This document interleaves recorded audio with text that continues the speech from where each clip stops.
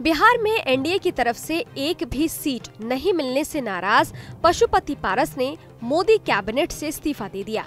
दरअसल पशुपति पारस हाजीपुर सीट से चुनाव लड़ना चाहते थे, लेकिन बीजेपी ने ये सीट चिराग पासवान को दे दी। बीजेपी पशुपति पारस को समस्तीपुर सीट दे रही थी, जबकि पशुपति पारस हाजीपुर सीट से ही चुनाव लड़ने पर अड़े थे। अब सवाल ये है कि आखिर हाजीपुर सीट में ऐसा क्या है जिसके लिए चिराग पासवान और पशुपति पारस दोनों ही एक ही सीट से चुनाव लड़ना चाहते हैं। चलिए आपको इस वीडियो में बताते हैं, साथ ही हाजीपुर सीट का इतिहास और गणित भी आपको बताएंगे। दरअसल हाजीपुर वही सीट है जहां से चिराग के पिता रामविलास पासवान 9 बार लोकसभा सांसद रहे थे। 2019 में पशुपति पारस यहां से पहली बार चुनाव जीतकर लोकसभा पहुंचे थे। दिवंगत रामविलास पासवान वैसे तो 1969 में राजनीति में आए थे, लेकिन पूरे देश में उनका नाम 1977 में तब सुना गया जब उन्होंने यहाँ नया रिकॉर्ड बनाया था। 1977 के चुनाव में रामविलास पासवान ने जनता पार्टी के टिकट पर चुनाव लड़ा था। उस चुनाव में उन्होंने कांग्रेस उम्मीदवार को 4.25 लाख वोटों के अंतर से हराया था। ये पहली बार था जब किसी नेता ने इतनी बड़ी जीत हासिल की थी। ये जीत इतनी बड़ी थी कि उनका नाम गिनीज बुक में भी दर्ज किया गया। इसके बाद हाजीपुर सीट पर रामविलास पासवान का दबदबा बन गया। 1984 और 2009 का चुनाव छोड़कर वो बाकी सभी चुनावों में यहाँ से जीते। वो यहाँ से 9 बार सांसद रहे। आखिरी बार रामविलास पासवान ने 2014 में यहाँ से लोकसभा चुनाव लड़ा। इसके बाद वो राज्यसभा में चले गए। 2019 में उनके छोटे भाई पशुपति पारस यहां से सांसद बने। हाजीपुर सीट से रामविलास पासवान 9 बार सांसद रहे। हाजीपुर सीट रामविलास पासवान की पहचान से जुड़ी है। रामविलास पासवान खुद को दलितों का बड़ा नेता साबित करने में कामयाब रहे थे और इसी के बूते उन्होंने साल 2000 में अपनी खुद की लोक जनशक्ति पार्टी एलजेपी बनाई। बिहार से निकलकर रामविलास ने दिल्ली तक अपनी पहुंच बढ़ाई।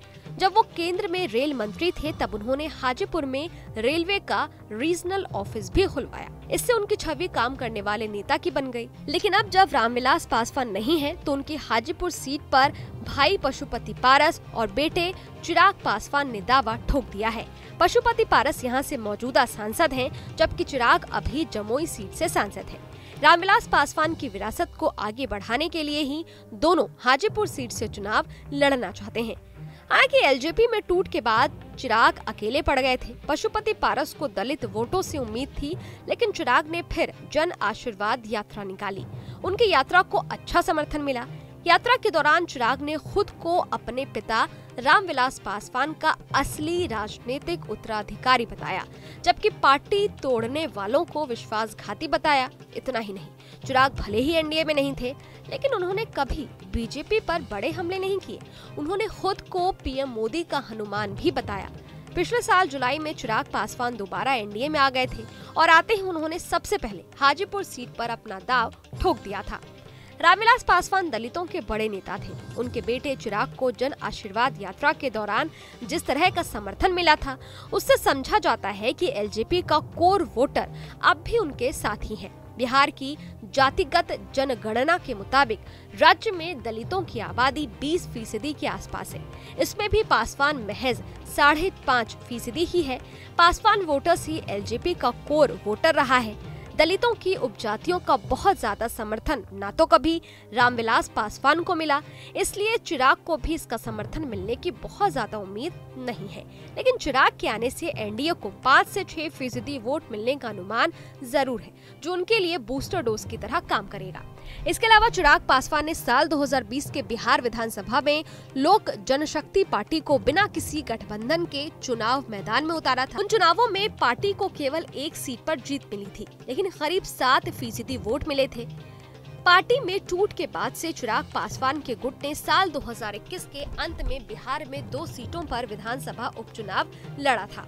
इन दोनों सीटों पर पार्टी ने अपने उम्मीदवारों को बतौर निर्दलीय चुनाव मैदान में उतारा था और उन्हें करीब 6% वोट मिले थे। चिराग के साथ वोटों की इस ताकत को देखते हुए बीजेपी ने भी कुढ़नी समेत बिहार के कई विधानसभा उपचुनावों में चिराग पासवान से अपने उम्मीदवार के लिए प्रचार कराया था। युवाओं को चिराग में भविष्य का नेता दिखता है। कहीं ना कहीं बीजेपी नेताओं को भी इसका अंदाजा हो गया था और शायद यही वजह है कि चाचा पशुपति पारस के मुकाबले भतीजे चिराग को ज्यादा अहमियत दी गई है। खैर, अब चाचा पशुपति पारस ने मोदी कैबिनेट से इस्तीफा दे दिया है। ऐसे में देखना ये होगा कि क्या वो हाजीपुर सीट से चुनाव लड़ेंगे या नहीं। आपको क्या लगता है? कमेंट बॉक्स में जरूर बताइएगा। देखते रहिए न्यूज़ नेशन डिजिटल। शुक्रिया।